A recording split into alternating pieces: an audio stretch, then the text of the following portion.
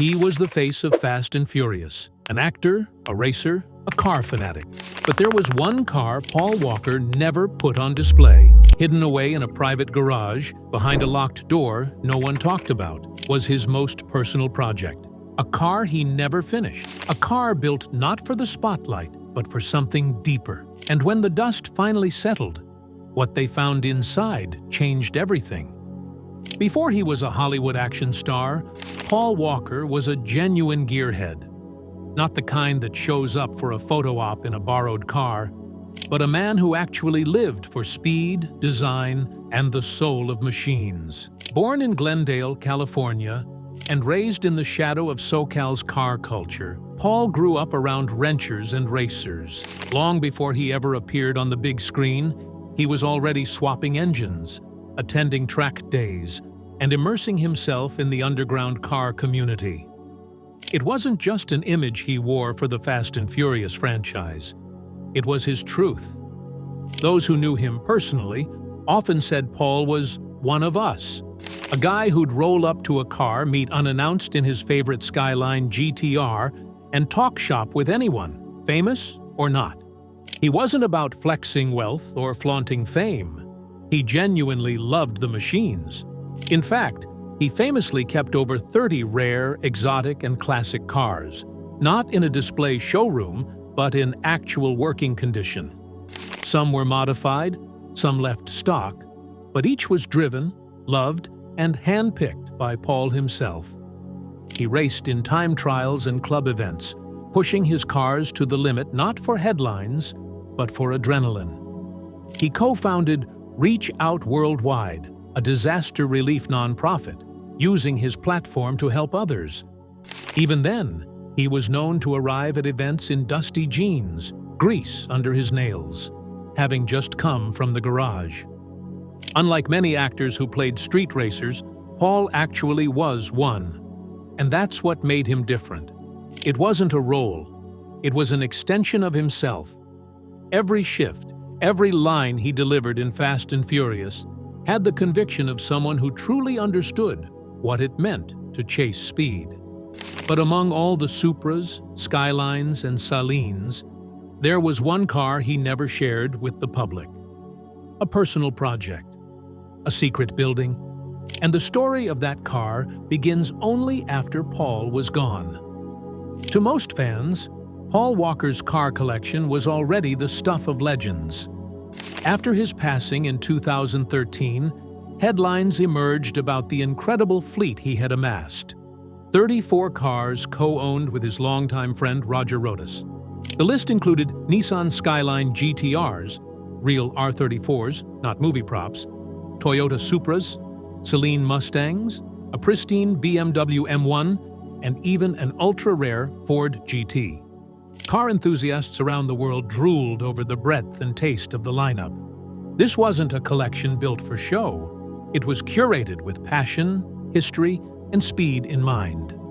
But according to some close to Paul, there was always talk of a car that didn't make those auction lists. A project car, not a purchase, but a build, something he was working on himself. Unlike the exotics and imports in climate-controlled storage, this car supposedly sat apart. No online records, no Instagram hints, no trace in official documents. Just whispers among close friends and rumors in the car community. This wasn't Paul's style, they said. He loved sharing his passion. So why the secrecy? Why would a man so transparent about his gearhead life choose to hide this one build? Theories swirled. Some thought it was a surprise for his daughter Meadow. Others speculated it was a personal tribute to his father. And some believed it was simply his escape. A car built with no sponsors, no fanfare, and no timeline. As years passed, even the most hardcore Walker fans had dismissed the ghost build as urban legend, a myth cooked up by grief and speculation. After all, everything else he owned had been cataloged, sold, or displayed. If there was a secret car, why hadn't it surfaced? The answer wouldn't come until years later, when one garage hidden on the outskirts of Santa Clarita, was finally unlocked. After Paul's tragic death in 2013, much of his automotive legacy was quickly organized and put into public view. The auction house Barrett-Jackson eventually handled the high-profile sale of dozens of his vehicles, and fans scoured through listings, trying to spot movie cars, dream builds, and rare imports. But what many didn't realize was that there were other properties beyond the main collection. Smaller, more private spaces Paul used not as showrooms, but as sanctuaries. One such garage, set behind a nondescript industrial complex, remained sealed for nearly 5 years after his death. It was listed under a private LLC tied to one of his side businesses, and few people even knew it existed. Neighbors said the unit had been quiet for years, with the occasional light flickering on late at night before going dark again. It wasn't until Paul's estate went through final probate proceedings that the existence of this mysterious garage came to light. When family and trusted friends finally opened it, they expected maybe a parts stash or an extra project he'd abandoned. What they found instead stunned even those who knew Paul best. Covered in dust and tucked under a heavy tarp was a stripped-down Datsun 240Z shell. Bare metal, no paint, with racing harnesses and a custom-fabricated roll cage. Engine mounts hinted at a much newer power plant than the chassis suggested. Stacks of vintage Japanese parts, notebooks, and hand-labeled boxes filled the space. This wasn't an abandoned shell. This was a personal dream coming to life, slowly, in silence. No VIN records tied the car to his main collection. No photos existed of him working on it.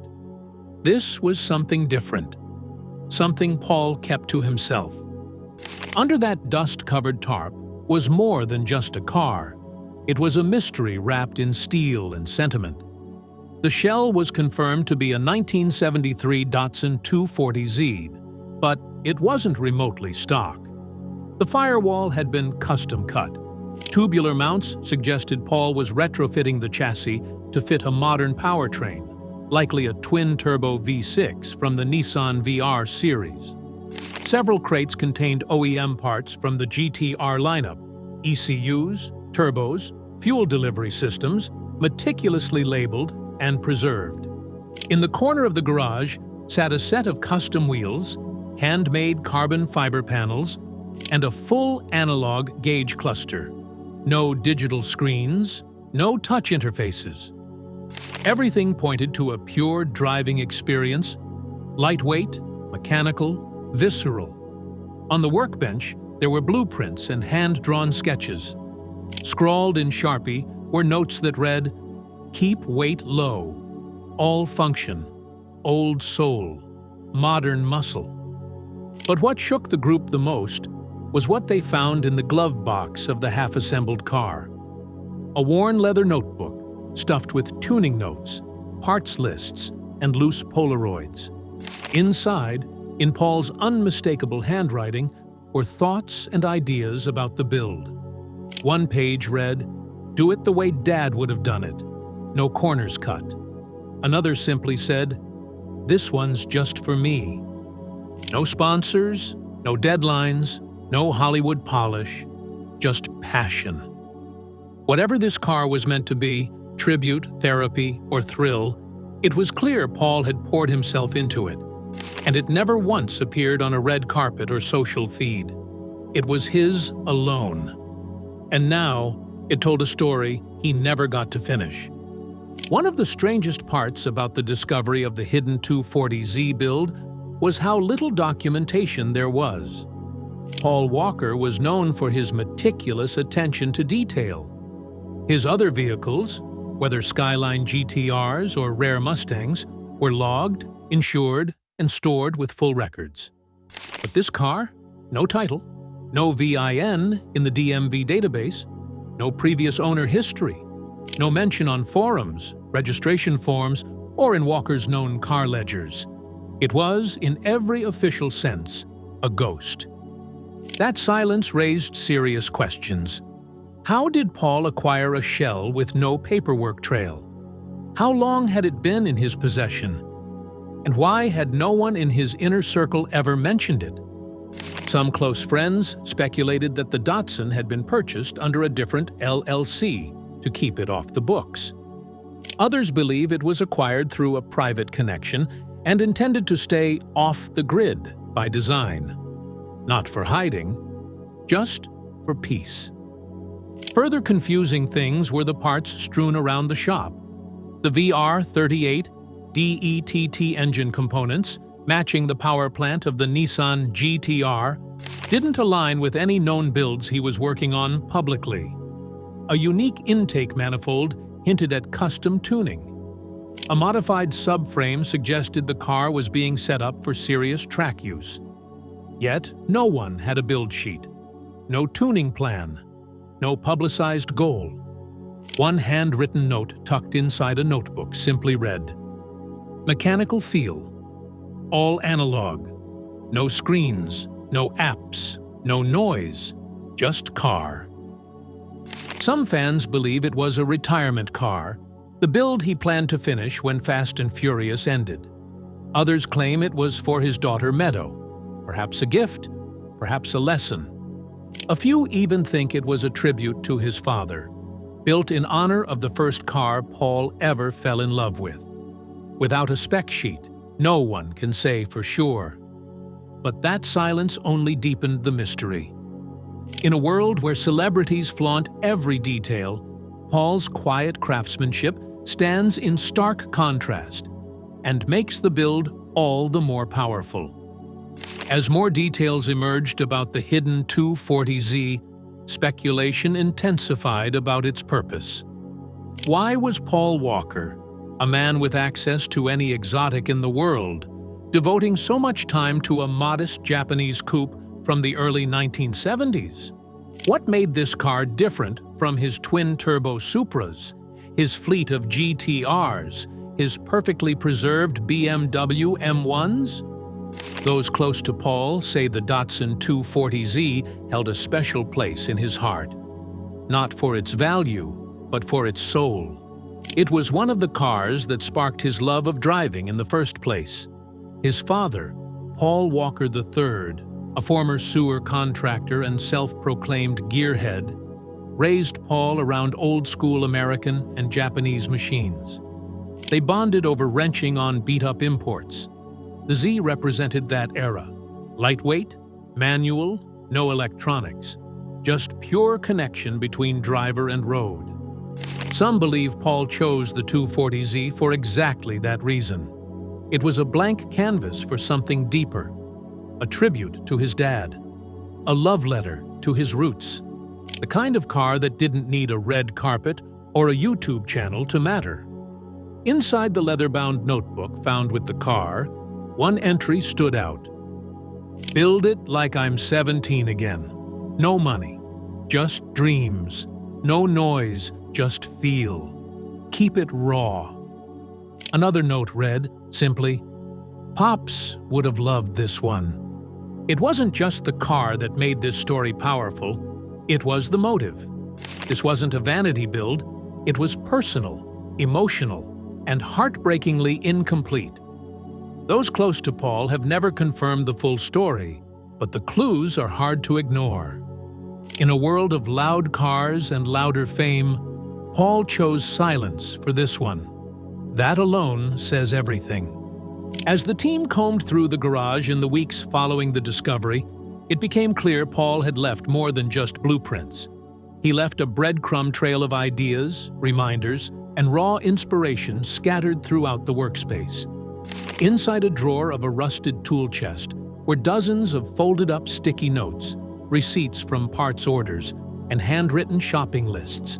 Some were technical. Shorten drive shaft. R32 brakes won't fit. Try 300 ZX. Find non-ABS master cylinder. Others were surprisingly philosophical. One note read, "Driving isn't about speed, it's about clarity." Another, pinned to the wall above a workbench, said, This one's just for me. Don't show anyone until it's done." Perhaps the most emotional entry of all was scribbled on the back of a parts catalog: "Build the car the world doesn't expect from me." It was a mantra that echoed across the garage. Paul wasn't interested in building another Instagram legend. He wanted something with meaning. The parts choices confirmed it. Retro analog gauges, a lightweight clutch, no power steering, and a Momo steering wheel straight out of the 80s. Everything screamed connection, feedback, simplicity. The deeper they dug, the more it became clear. This wasn't a fast build. It wasn't built to win shows or lap times. It was an emotional outlet, one he'd tinker with between movie shoots, early in the morning, or late at night when the world went quiet. He may not have finished it, but he left behind a blueprint of his mindset, of a man who, after years in the limelight, found peace in a forgotten shell of a car, and wanted to turn it into something that reminded him why he fell in love with driving in the first place.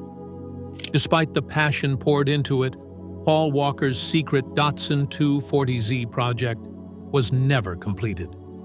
When people first learned about the car, tucked away in that small, dust-covered garage, one question echoed louder than the rest. Why didn't he finish it? To understand that, you have to look at Paul's final years. Between 2011 and 2013, Paul was at the peak of both fame and personal transformation. He was filming Fast and Furious 6 and 7, traveling for charity work, raising his daughter Meadow full-time, and launching his non-profit organization, Reach Out, worldwide. He was also an active racer, participating in endurance events and car shows, not as a celebrity, but as a passionate driver. This secret build was never part of his brand. That was the point. It wasn't for Barrett Jackson. It wasn't for Instagram. It wasn't even for the Fast franchise. It was for him. And as life accelerated around him, the car became his quiet refuge, something he'd return to in stolen hours. A few friends recalled him saying, "When I finish this one, you'll understand what I was really about." But time, as always, had other plans. When Paul died in that tragic crash in November 2013, the world mourned the loss of a star. But in that quiet garage, a different kind of loss occurred. The project, the one untouched by fame, untouched by Hollywood, was frozen in time. A wrench still rested on the engine cradle. A notepad was left open to a to-do list. The tires were aired, but never mounted. It looked like Paul had planned to return, maybe the very next day. That's what makes this car different. Most of his collection was curated, but this car, this was being built, not for anyone else, but as a statement, not of power or speed, but of passion and purity. And now, it sits unfinished, a raw reminder that even the brightest lives can leave behind pieces of a dream, waiting for someone to understand what they meant. Paul Walker's garage was filled with exotic metal. There were million-dollar Porsches, rare M3s, imported JDM legends like the R34 Skyline GTR. His collection, when catalogued after his death, drew headlines and auction frenzy. But ask anyone who's seen the hidden 240Z project, and they'll tell you it stands apart. Why? Because this was the only car in his collection that wasn't being shown off. It wasn't restored for investment. It wasn't prepped for media shoots or charity displays. It wasn't even listed in any inventory. This car wasn't curated. It was loved. This build wasn't loud. It was honest. It represented everything Paul adored about driving stripped to its essence. Manual steering, no electronics, all feel. It was the spiritual opposite of the flashy muscle and tech-heavy monsters he collected elsewhere. But more than that, This project revealed Paul's heart. His notes showed intention. His parts choices showed taste. His secrecy showed humility. He didn't want this build judged, monetized, or altered. He wanted it to breathe. A former friend once remarked, "This wasn't Paul Walker, the actor, building a car. It was Paul Walker, the kid, alone in the garage with a dream, the same way we all start." The hidden 240Z isn't valuable because of what it is. It's valuable because of who it was for. It may never fetch headlines at auction. It may never be finished exactly how Paul envisioned it.